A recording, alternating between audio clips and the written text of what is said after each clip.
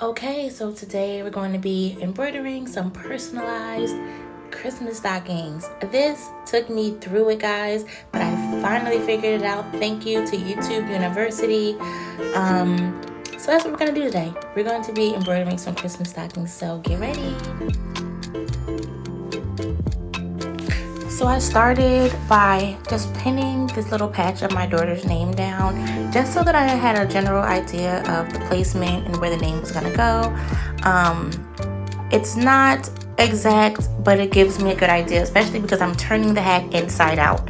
So I always turn the hat inside out so that I can hoop it or float it onto the hoop, and then I turn it right side out and basically like stitch from the back. It's really weird, it sounds crazy, but once you see it, you will get it.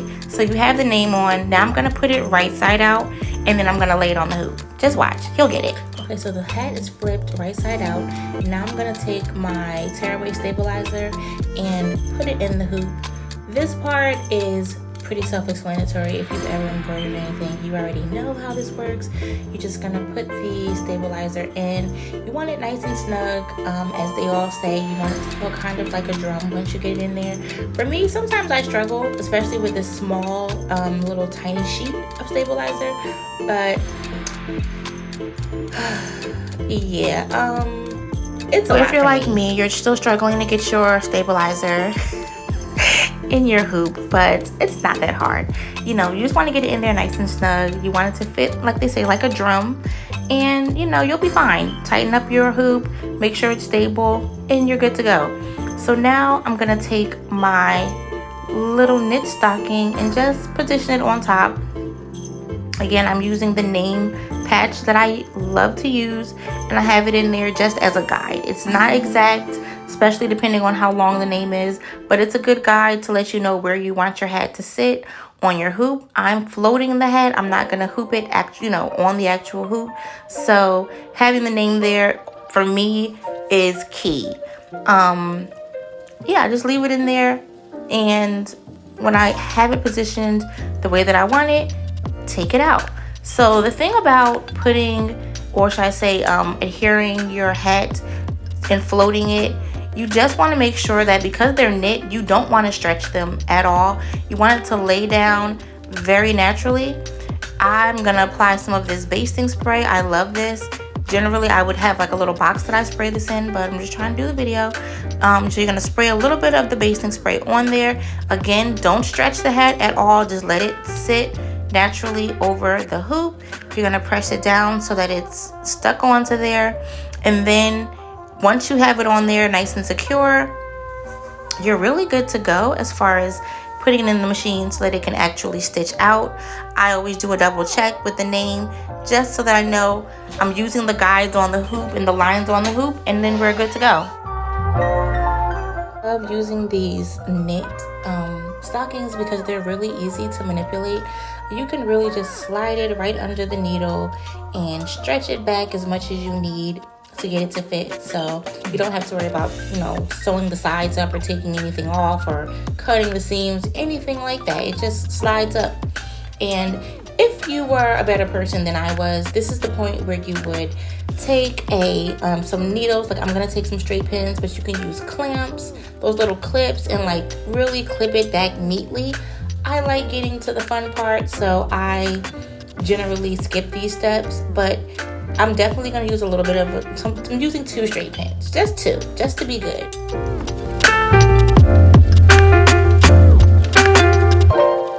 So now that the hat is floating on the hoop and the hoop is in the machine, I'm just going to go to my screen and I'm going to rotate the name so that it's in the same position that I had the little patch in, so that when I stitch it out, it looks exactly as it did when I had the patch laying on the hat, and that is perfect.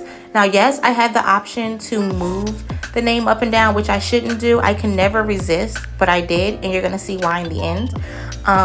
But for right now, I'm just using this like dark forest green thread. It matches the hat, I think, really well. And I'm using this color thread because I had a knockdown stitch for this. The knockdown stitch is what we're gonna use because I don't want the embroidery to like sink into this deep knit cap. So to keep it right on top, I use a knockdown stitch, and basically it's basically a foundation just to keep everything leveled. And this dark green I think matches the hat perfect for the knockdown stitch. You could also use a different color if you want to add some contrast or a pop of color. You definitely could do that, but I wanted my knockdown stitch to blend in with the stockings, so I went for this super deep dark green, and I'm actually happy with how well it matches with the hat.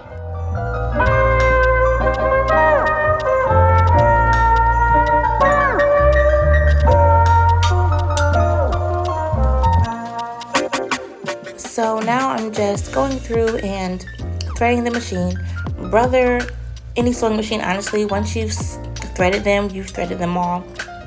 I'm making sure that everything is ready to go, getting the machine set up, and then we're gonna go ahead and stitch out this knockdown stitch, which is very simple. Of course, like I said, I like to babysit and make sure nothing pops onto the machine, make sure that the edges don't curl up and get sewn down. Like, I hate to have something go wrong and I'm just not there to see it until it's too late. So yeah, like even right here, I'm just gonna go ahead and pull some pieces back. I adjusted it a little bit. I moved the pins a little bit. There's little things that you can do to make sure everything goes according to plan. I am here to do it. So that's what I'm doing here.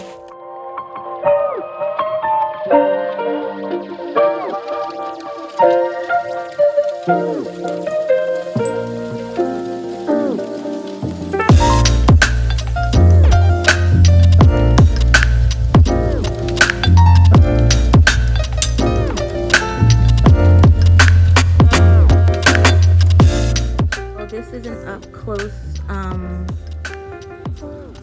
look at what it looks like when it's stitching out the knockdown stitch.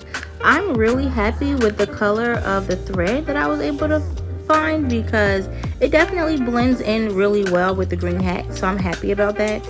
But yeah, now it's just sticking out the knockdown stitch. It took about 10 minutes to do that, and we're just gonna guide it. Like I said, if I use some needles or some clamps to better, hold this down, I wouldn't have to hold it, but I like to babysit it anyway, just to watch it and make sure it works, is going through well. But yeah, it's stitching out really well. It's nice and neat, and I'm really happy with it.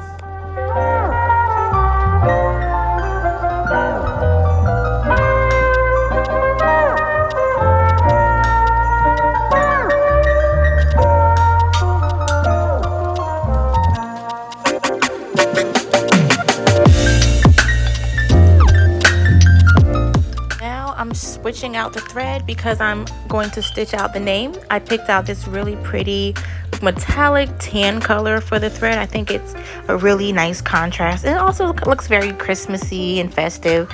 So that's the color that I went with for the name, and I'm just going to go ahead and thread the machine and stitch the name out.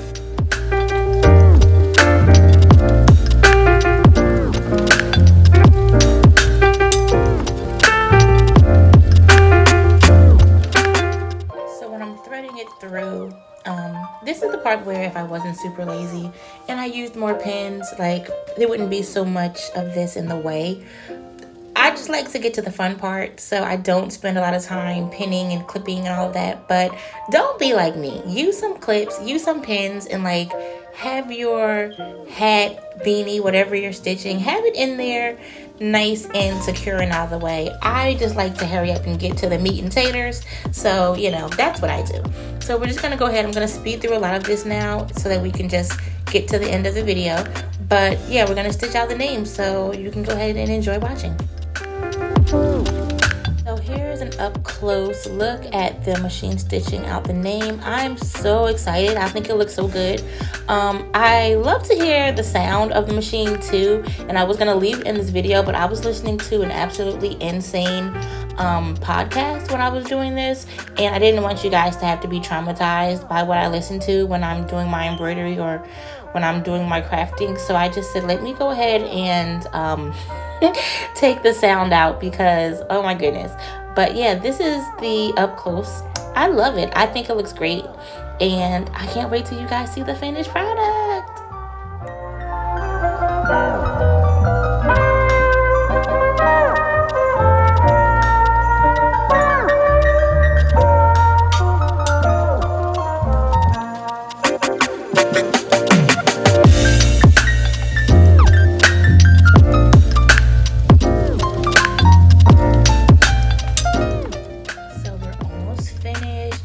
so beautiful. I'm obsessed. I love the colors that I picked for the name. It's so festive and so cute.